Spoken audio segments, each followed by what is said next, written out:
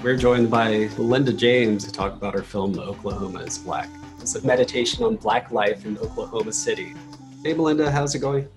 It's going well. How are you? I'm so glad to have you here with us today to talk about this film. It's my understanding that you'd never really been to the South or Oklahoma before filming this. Can you talk to me about how you got involved in this project and what it was that you were looking to capture?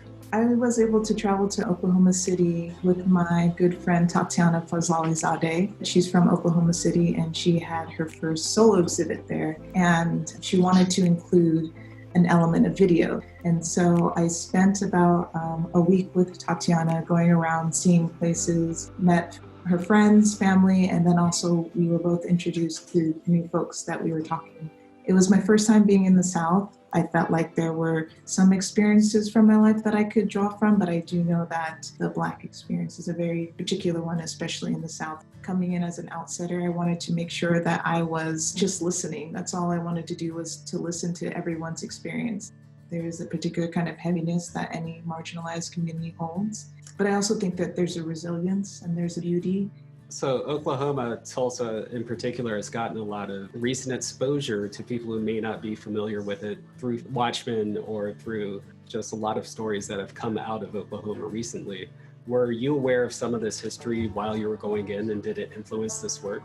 That's how I first learned about the Tulsa massacre, was working through this project. I was born and raised in California, and I think the particular type of history that we're taught isn't the same kind of history that folks in the South might learn. Last year was a big learning lesson in terms of my own education around how there are just different parts of like the Black experience. I love how it's shot. I really love how you'll show an image for just a few seconds, and even when it's repeated from a different angle, such as inside of the church where the choir is performing, you get a completely different tone of it just from the framing of your shots. Yeah, there is something about rhythm and pace. Like I do, when there's time, I do enjoy long cuts, and I do enjoy holding on to takes that I feel like most people would try to cut around. And I know that working in this very finite space of maybe like 3 minutes or so, that I am trying to show different perspectives in the space. I definitely have